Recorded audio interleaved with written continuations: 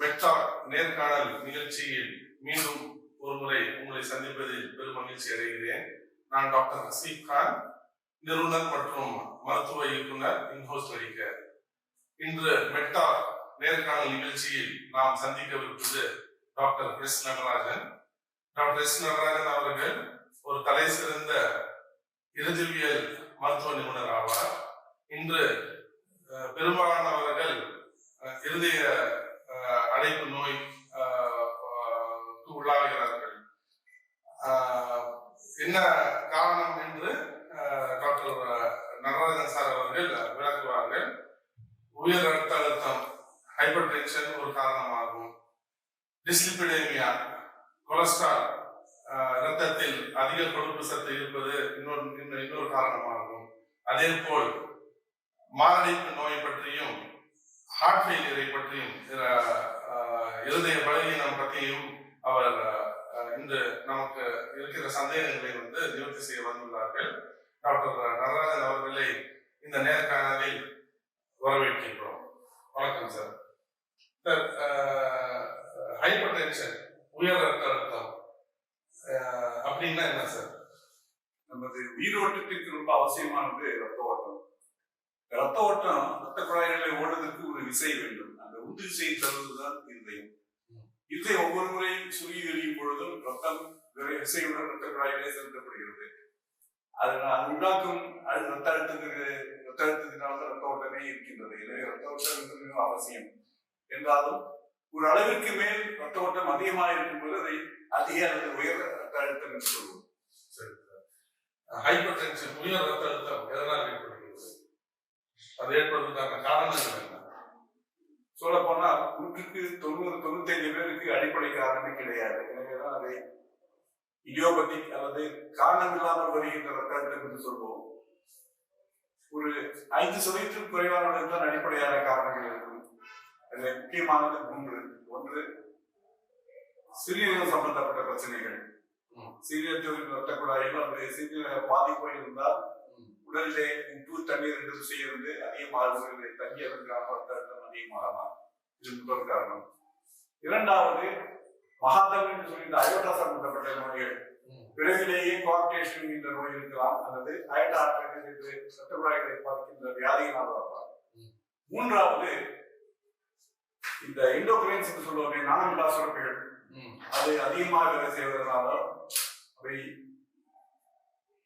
ரத்த அழுத்தத்தை அதிகப்படுத்தலாம். இவை மூன்று முக்கியமான செகண்டரி, அதாவது அடிப்படை என்ன என்று தெரிவிக்கின்ற வியாதிகள். ஆனால் 195 பேருக்கு நாம் அடிப்படை காரணம் தெரிவதில்லை என்றாலும் அந்த வியாதியை நாம் கட்டுப்படுத்தி கொண்டு வர வேண்டும். எதற்காக ஹைப்பர் டென்ஷன் ட்ரீட் பண்ணணும் சார்? என்ன அதனால என்ன பாதிப்பு ஏற்படலாம்? ஹைப்பர் டென்ஷன், உயர் ரத்த அழுத்தத்தினால என்ன பாதிப்பு ஏற்படலாம்? அதாவது மனிதனுடைய வாழ்க்கையிலே வயது ஒரு முக்கியமான விஷயம். குரோனாலஜிக்கல் ஏஜ் என்று சொல்லுவோம். அவனுடைய பிறப்பிலிருந்து வருகின்ற வயது. அதை விட முக்கியம் வாஸ்குலர் ஏஜ், அவருடைய ரத்த குழாயின் வயது. ரத்த குழாய் என்பது அத்ரோஸ்க்ளரோசிஸ் என்கின்ற ஒரு வியாதியினால் பாதிக்கப்படுகின்றது. பிறக்கும் போது ரத்த குழாயில் நன்றாக இருந்தாலும் ரத்தத்திலே இருக்கின்ற கொலஸ்ட்ரால் என்கின்ற கொழுப்பு ரத்த குழாயின் உள்பகுதியிலே படுகின்றது.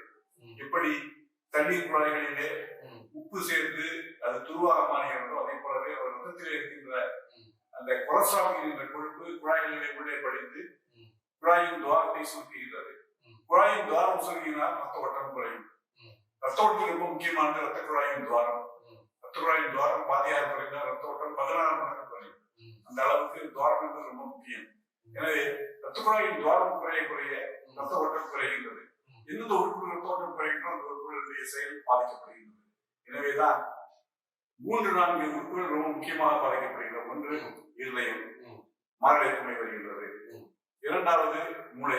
மூளைக்கு இந்த ஸ்ட்ரோக் என்று சொல்லுகிற பக்கவாதம், அது முக்கியமான காரணம் ரத்த அழுத்தம். மூன்றாவது, சிறுநீரகம். சிறுநீரக நோய் வருவதற்கு, சிறுநீரக பாதிப்பு வருவதற்கு ரத்த அழுத்தம் ஒரு முக்கியமான காரணம். நான்காவது, கண். கண் பார்வை கெட்டு போகிறார். வீழ்த்தலை என்று சொல்கின்றனே ரெட்டினா, அது அதிக ரத்தத்தினால் பாதிக்கப்பட்டு அதனால் பார்வையை இழக்கலாம். ஆக உடலில் உள்ள எல்லா ரத்த குழாய்களுமே அதிக ரத்த அழுத்தத்தினால் பாதிக்கப்படும். எனவேதான் நாம் ரத்த குழாய் ரத்த அழுத்தத்தை கட்டுப்பாட்டு வைக்கிறது மிகவும் அவசியமாக. கொலஸ்ட்ரால் பத்தி சொன்னீங்க சார். கொழுப்பு சத்து ரத்தத்துல அதிகமாச்சுன்னா அதனால என்ன பாதிப்பு ஏற்படும்? ஆரம்பிச்சது போல ரத்த குழாய் பழுதுக்கு காரணம் கொழுப்பு, கொலஸ்ட்ரால் கொழுப்பு. கொலஸ்ட்ரால் கொழுப்பு அதிகமாக இருந்தால் 50 வயதிலேயே 70 வயதிலே வரும் ரத்த குழாயின் பாதிப்பு 50 வயதிலேயே வரும். எனவேதான் கொலஸ்ட்ரால் என்பது முக்கியமான பொருளாக பாதிக்கிறது. நம்ம ரத்தத்தில் உள்ள கொலஸ்ட்ராலின் அளவை கட்டுப்பாட்டில் வைப்பது மிகவும் அவசியம். சார், இப்போ உயர் ரத்த அழுத்தம், கொலஸ்ட்ரால் இது ரெண்டுமே வந்துட்டு மாரடைப்பு நோய் வருவதற்கான முக்கிய காரணம்னு சொல்றீங்க சார். வேற என்ன காரணங்களால வந்துட்டு மாரடைப்பு நோய் வரலாம்? மாரடைப்பு நோயை எப்படி வந்துட்டு நம்ம கட்டுப்படுத்த முடியும், வராமல் கட்டுப்படுத்த முடியும்? மாரடைப்பு வருவதற்கான காரணங்களை இரண்டாக பகுக்கப்படலாம். ஒன்று மாற்றக்கூடிய காரணம், இரண்டாவது மாற்ற முடியாத காரணம். மாற்ற முடியாத காரணங்கள் 3. ஒன்று வயது. வயது அதிகரிக்க மாரடைப்பு அதிகம். ஏனென்றால் வயது அதிகரிக்க ரத்த குழாய் பழுதாவது அதிகமாகும்.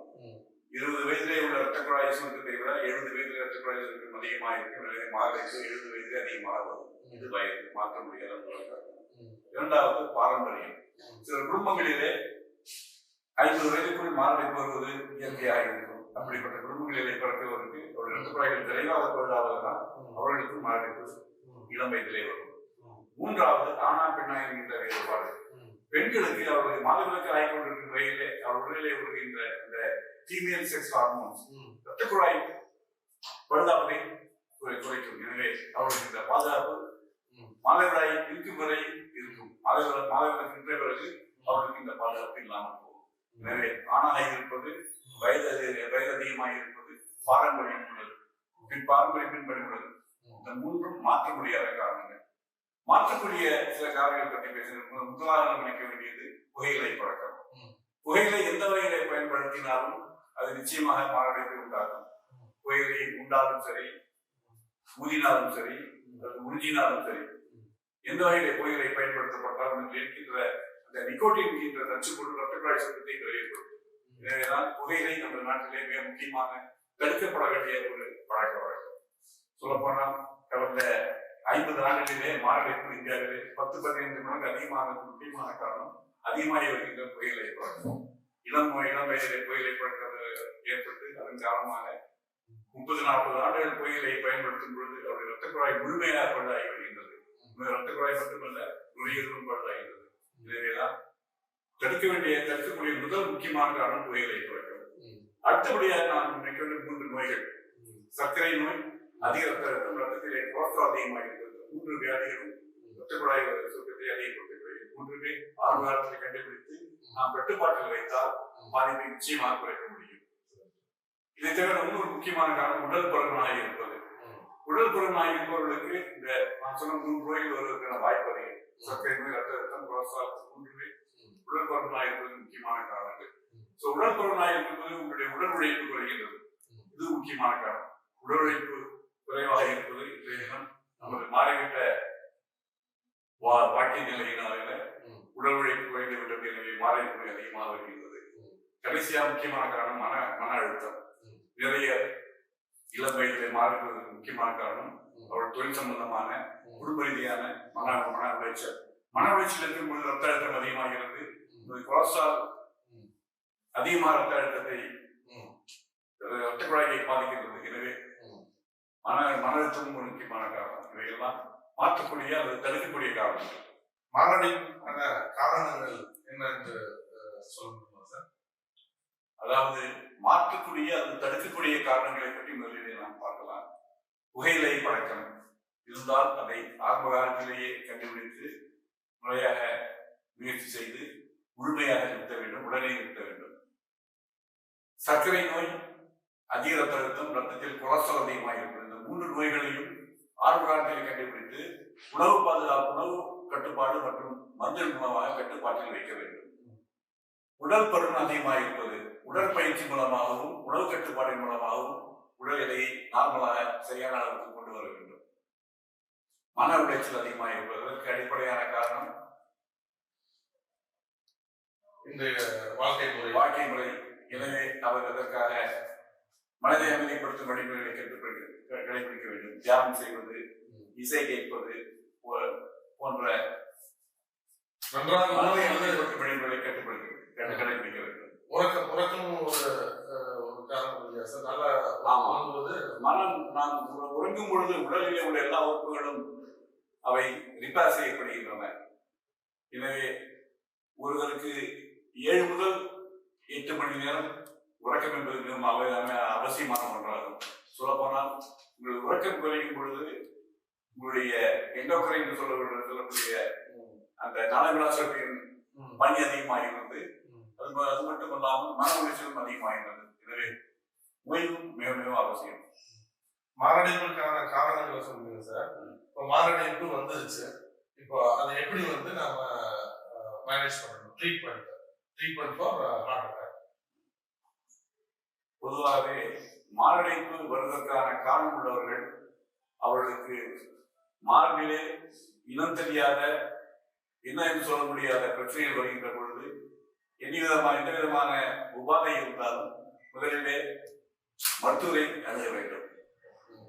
வீட்டிலே செய்யக்கூடிய முதல் சிகிச்சை என்பது இதயத்தை பொறுத்தவரைக்கும் தெரியாததே கிடையாது. எவ்வளவு சீக்கிரமா மருத்துவமனைக்கு சென்றடைகிறார் அவ்வளவுதான் மிகவும் முக்கியம்.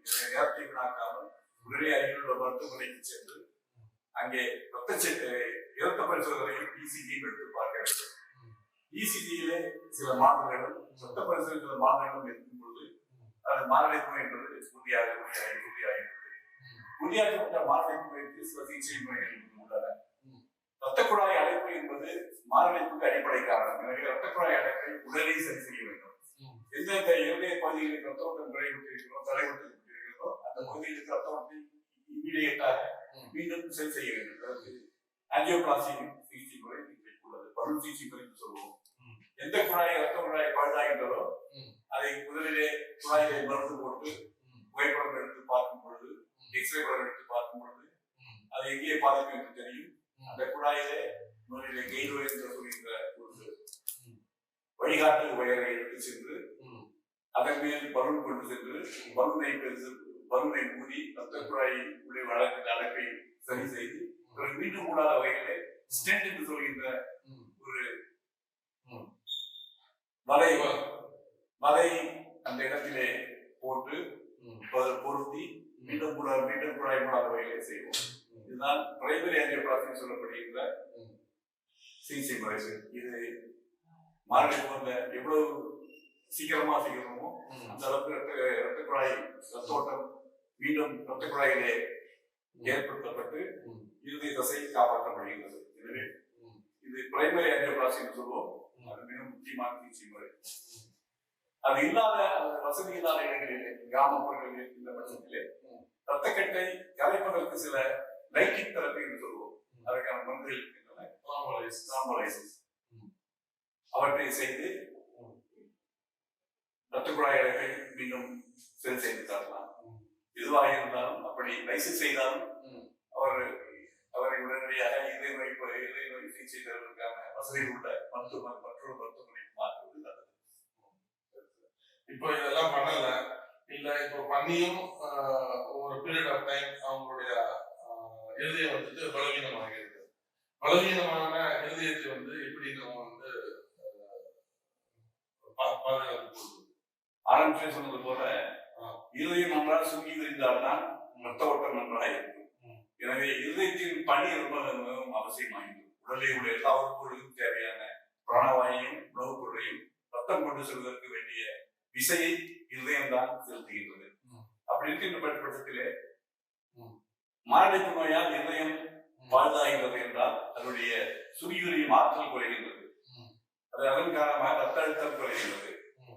ரத்த ஓட்டம் குறையும் பொழுது அந்த உறுப்புகள் தன்னுடைய பணியை சரியாக செய்ய முடியாத நிலைமைக்கு உண்டாகிறது. அதைத்தான் ஹார்ட் ஃபெயிலியர் என்று சொல்கிறோம்.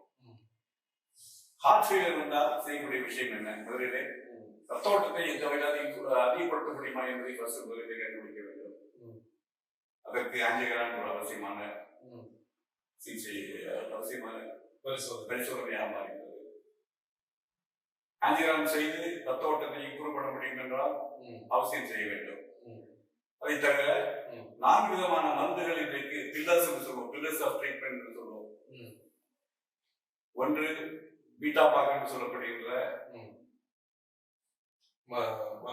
மருந்து. இரண்டாவது ஆன்ஜியோடென்சின் ஆல்டோஸ்டெரோன் சிஸ்டம் அதிலே வேலை செய்யக்கூடிய சில மருந்துகள். மூன்றாவது மினோகார்டிகாய்டு என்று சொல்லப்படுகின்ற. நான்காவது HCl என்று சொல்லப்படுகின்ற மருந்து. இந்த 4 மருந்துகளையும் முடிந்தவரை யாருக்கெல்லாம் போட முடியுமோ அவர்களுக்கெல்லாம் கொடுத்தால்தான் அதனுடைய முழுமையான பயன் கிட்டும். இது சொல்ல போனால் ஒரு 20 ஆண்டுகளுக்கு முன்பு இருதய ஃபெயிலியர், ஹார்ட் ஃபெயிலியரான நோயாளிகள் 5 ஆண்டுகளுக்கு மேல் பெரும்பாலும் உயிர் வாழ்வது குறைவாக இருந்தது. இன்றைய தினம் நம்ம நிலை மாறி இந்த மருந்துகளின் காரணமாக 15 ஆண்டுகள் வரை நிறைய பேர் உயிரோடு இருப்பதற்கான வாய்ப்பு இருக்கிறது. இது முதல் முறை மருந்துகளின் மூலமாக செய்யக்கூடிய சிகிச்சை. அடுத்தது CRT சொல்லக்கூடிய பேஸ்மேக்கர் மூலமாக இதய தசையை சீராக துடிக்கிறது. ஒரே நேரத்தில் அவை சிங்கரைஸ்டாக ஒன்றுக்கு ஒன்று ஒரே நேரத்தில் சுருக்கி வருகின்ற அளவில் செய்கிற சிகிச்சை முறை பேஸ்மேக்கர். இது சிங்கரைஸ் ரீசிங்கரைசேஷன் தெரபி. கார்டியாக் ரீசிங்கரைசேஷன் தெரபின்னு சொல்லப்படுகிறது. அதாவது எல்லா பகுதியும் ஒரே நேரத்தில் சுருக்கி வருவதற்காக பேஸ்மேக்கர் மூலமாக இதய தசையை துடிக்க வைப்பது. மூன்றாவதாக இருதய மாற்று சிகிச்சை. இதை பற்றி ஹார்ட் டிரான்ஸ்பிளான்ட் சொல்லுவாங்க. ஆமா, கார்டியாக் ரீஹாபிலிட்டேஷன் சொல்றாங்க சார். அதை பத்தி விளக்க முடியுமா? அதாவது உடற்பயிற்சி என்பது எந்த ஒரு நோய்க்குமே மிகவும் அவசியமானது. இருதய நோயாளி அவருடைய இதயத்தின் சுருங்கியை மாற்றம் வருகின்ற பொழுது அவருடைய உடலாற்றல், அவருடைய உடற்பயிற்சி அளவு குறைகின்றது. அதற்கு முறையான சீரான உடற்பயிற்சிகள் மூலமாக அதையின் ஆற்றலை அதிகப்படுத்தலாம். உடல் ரீதியாகவும் தொழில் ரீதியாகவும் அன்றாட வாழ்க்கை முறையாகவும் அவர்களுக்கு சில பயிற்சிகள் செய்து கொடுத்து அவருடைய இருதயத்தின் ஆற்றலை அதிகப்படுத்தலாம். டாக்டர் நடராஜன் சார் அவர்கள் பெரும்பாலானவர்களுக்கு இருதயத்தில் ஏற்படும் பிரச்சனைகளை பற்றி மிகவும் அழகாக விவரித்தார்கள். டாக்டர் நடராஜன் சார் அவர்களை இந்த நேர்காணலில் சந்தித்ததற்கு மிக்க நன்றியை கூறி விடைபெறுகிறேன். நன்றி, வணக்கம்.